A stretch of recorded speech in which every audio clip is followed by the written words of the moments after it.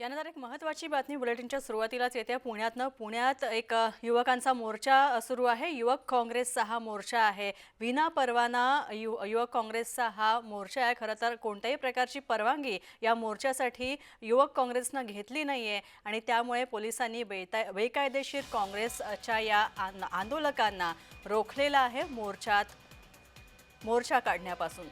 पण पाहतोय पुण्यात हा युवक काँग्रेसचा मोर्चा आहे, मात्र हा मोर्चा काढण्यासाठी कोणत्याही प्रकारची पोलिसांची परवानगी घेण्यात आली नव्हती युवक काँग्रेसतर्फे आणि त्यामुळे पोलिसांनी या आंदोलकांवर कारवाई केलेला आहे। हा मोर्चा युवक काँग्रेसचा रोखण्यात आलेला आहे पोलिसांकडून। पुण्यातली ही महत्त्वाची घडामोड आपण पाहतोय। युवक काँग्रेसनं मोर्चा काढला होता, मात्र हा मोर्चा काढण्यासाठी परवानगी मात्र घेतली नव्हती। आपण पाहतोय पोलिसांनी कुमक मागवून इथे बंदोबस्त वाढवलेला आहे। तसंच कोणत्याही प्रकारची परवानगी आधी घेतली नव्हती या आंदोलकांनी आणि त्यामुळे मोर्चा काढू शकत नाही असं सांगत पोलिसांनी या युवक काँग्रेसच्या आंदोलकांना रोखलेलं आहे।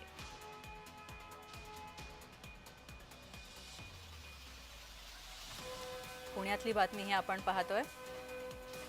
तसंच मोर्चा काढू दिला नाही।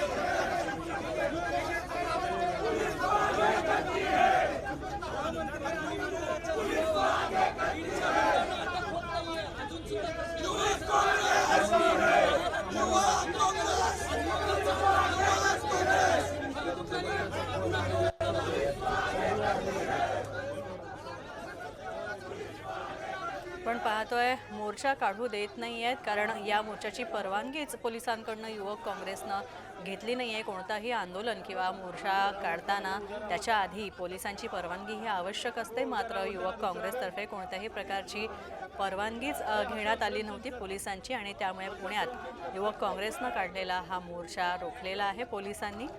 या आंदोलकांवर कारवाई केली आहे।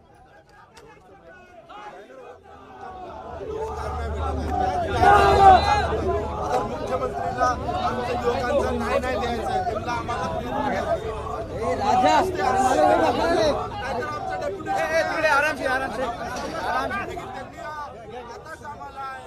आपण पाहतोय तर आपल्याला अडवल्यामुळे या युवक काँग्रेसच्या कार्यकर्त्यांनी या आंदोलकांनी पोलिसांशी हुज्जत सुद्धा घातलेली आहे। तसंच युवकांचा आवाज दाबण्याचा प्रयत्न पुणे पोलीस करतायत असा आरोप सुद्धा केलेला आहे।